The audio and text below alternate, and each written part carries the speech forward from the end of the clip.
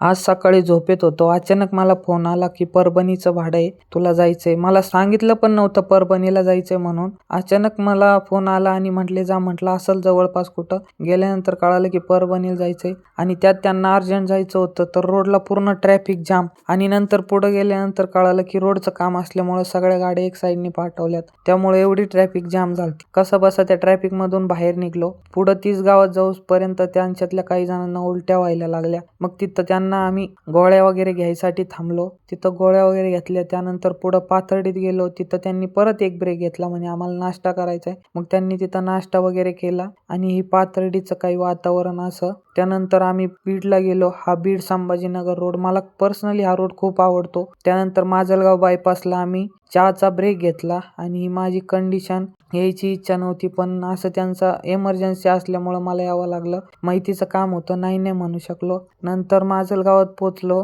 माजलगावात गेल्यानंतर पुढं ट्रक चालला होता आणि आजूबाजूला टू व्हीलरवाल्यांचा खूप वैताग असतो आम्हाला, पण काय करणार, त्यांना आम्ही काही बोलू शकत नाही. ती शेवटी लोकलचे, आम्ही बाहेरून येणारे.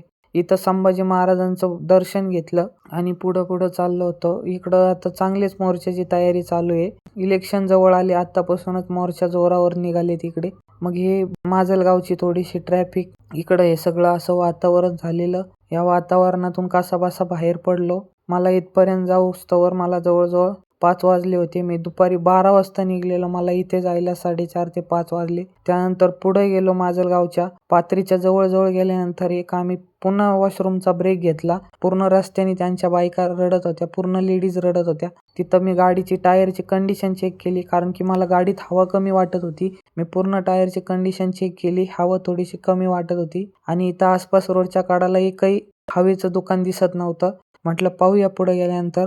पुढे एक फुगा दिसला. थोडाच पुढे गेलो पात्रीच्या जवळ, तरी पात्रीतून त्यांच्या गावात घुसलो. म्हणजे परभणीत गेलो. पूर्ण परभणीतच त्यांचं गाव होतं. परभणी तिथून फक्त 8 किलोमीटर राहत होती. नंतर त्यांच्या गावात घुसल्यानंतर हे 2 बैल चाललेले बघितले. मस्तपैकी आपल्या धुंदीत चालले होते आणि त्यांना वळायला कोण नव्हतं अक्षरशः. आणि नंतर मग त्यांना त्यांच्या गावी सोडलं. गावात गेल्यापासून त्यांचा कालवा चालू झालता, आरडाओरडा, रडारडी. मला ते बघवत नव्हतं, पण काय करणार, कामच असं आहे, त्याशिवाय पर्याय नाही. तिथं गेलो. त्यांच्या घराच्या आसपासची कंडिशन, सर्व लोक जमा व्हायला लागले. सर्वांना वाटलं की मयत आली, पण मयत पाठीमागून येत होती अजून, आणि ते मलाही जाऊ देत नव्हते. मला म्हटले तुम्ही थोडा वेळ थांबा. मला वाटलं आता मयत येऊस्तोवर माझी सुट्टी नाही आणि मयत आल्यानंतर देखील मला जाऊ देतात की नाही. पण त्यांनी थोड्याच वेळात मला काही पैसे दिले आणि पाठवून दिलं. मला म्हटले नगरला गेल्यानंतर बाकीचा उरलेला हिशोब पाहू. म्हटलं ठीक आहे.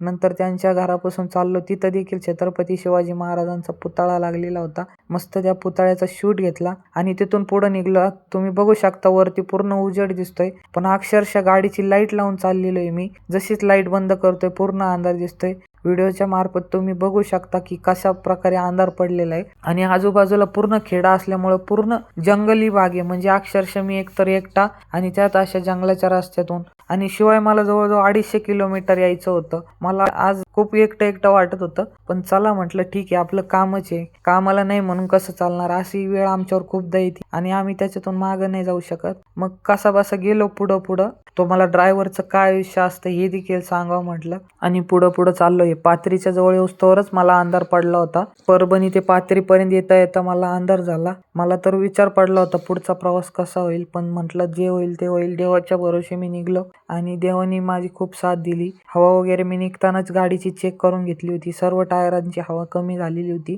हवा प्रॉपरली चेक केली, कारण की मला माहित होतं पुढं एकट्याचा प्रवास आहे. मला मध्ये अडचण आली तर कोणी माझ्या सोबत देखील नाहीये. मी अक्षरशः गाडीच्या खाली उतरून स्टेपनी सुद्धा चेंज नसतो करू शकलो. म्हणजे इतके खराब रस्ते आहेत. कसाबसा निघलो. हे पात्रीचं वातावरण.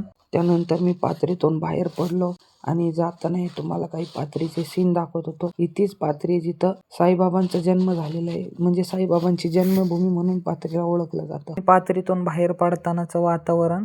पात्रीतून बाहेर पडलो आणि बाहेर पडताना या फळांच्या गाड्या तुम्ही पाहू शकता. अशा प्रकारे मी पुढं गेलो. हा बसवाला मला आडवा आला, पण आता जाणार कसं, त्यामुळं थांबून राहिलो 2 मिनिटं. म्हटलं जाऊ द्या. आणि पात्रीच्या बाहेर पडल्यावर तुम्ही पाहू शकता कशा प्रकारे अंधार झालाय आणि आजूबाजूला पूर्ण जंगल आहे. गाडीची लाईट बंद 2 मिनिटं जरी केली तर मलाच रोड दिसत नव्हता. असं वाटायचं गाडी रोडच्या खाली जाते की काय. आजूबाजूला तुम्ही पाहू शकता कशा प्रकारे अंधार झालेला आहे. इतक्या भयंकर रस्त्याने एकटा चाललो होतो अक्षरशः मनात भीती होती का कसं जाईल काय होईल, पण म्हटलं जाणं तर गरजेचं आहे, रस्त्यात तर थांबू शकत नाही, चलत राहू म्हटलं, जे होईल ते होईल, पाहू पुढचं पुढं. शेवटी होणाऱ्या गोष्टीला कोणी अडवू नाही शकत. तिथून पुढं गेलो, माजलगावात आलो. हे माजलगाव बायपासचं लोकेशन. नंतर पुढं आलो. इथं मी दरवेळी चहा प्यायला थांबतो. मस्त प्रकारचा चहा भेटतो, तुम्ही नक्की एकदा ट्राय करा. पंढरी अमृततुल्य म्हणून शिवाजी महाराजांच्या पुतळ्याजवळच पाथरी रोडला आहे. समोर शिवाजी महाराजांचा पुतळा तुम्ही पाहू शकता. आणि हे माजलगावचं काही लोकेशन अशा पद्धतीचं. नंतर माजलगाव सोडल्यानंतर या हॉटेलला जेवायला थांबलो.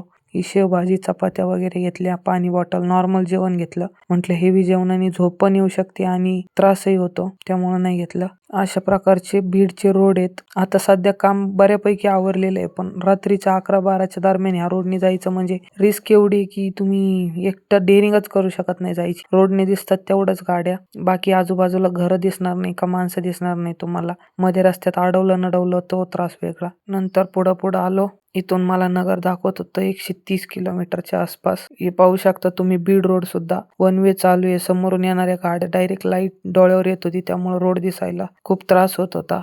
कसं बस दमादमानी गाडी काढावं लागत होती. पलीकडे तर पूर्णपणे खड्डा होता, गाडी खाली गेली तर म्हणजे वरती घेणं अवघड होतं. गाडीचं नुकसान होणार ते वेगळं. पाहू शकता तुम्ही, पूर्ण रस्त्याला काम चालू आहे. या अशा प्रकारे काम चालू आहे. जिथे तिथं बॅरिकेड लावलेले आहेत. पाथर्डीत आलो, थोडा जीव आला. म्हटलं चला आपल्या एरियात तर पोहोचलो आपण. हे पाथर्डीचं काही लोकेशन, आंबेडकरांचा पुतळा आणि हे पाथर्डीचं आजूबाजूचं लोकेशन. नंतर पाथर्डी सोडली, पुढं निघलो. पाथर्डी सोडल्यानंतरचं वातावरण, ही घाटाची वेडे वाकडे वळणं. मला खरंच घाटात म्हणजे कॅमेरा बंद करायची इच्छा होत नव्हती. मी कंटिन्युअसली घाटात कॅमेरा चालू ठेवून चाललो. कसा पुढे गेलो. ही तिसगावची रोडची कंडिशन, सगळे हॉटेल वगैरे बंद झालते. 11:30-12च्या दरम्यान मला टाइम झालता. त्यानंतर हे भिंगारमध्ये गेलो. ही भिंगारची रोडची कंडिशन, दिवसा अक्षरशः इथून 2 व्हीलर काढणं मुश्किल असतं, पण या टायमाला बघतोय तर अक्षरशः 1-2 गाड्या म्हणजे कशा बशा दिसत होत्या. एवढा शांत रोड होता, कारण टाइमच तेवढा 12:30-1चा टाइम झालता. त्यानंतर DSP चौकात आलो. ही DSP चौकाची कंडिशन. अशा प्रकारे मी घरी आलो. मित्रांनो, नवीन ब्लॉगमध्ये पुन्हा एकदा भेटूया आपण. सुंदरशी नवनवीन व्हिडिओ तुमच्यासाठी घेऊन येत जाईल. फक्त मला लाईक करा, सपोर्ट करा, शेअर करा. धन्यवाद मित्रांनो.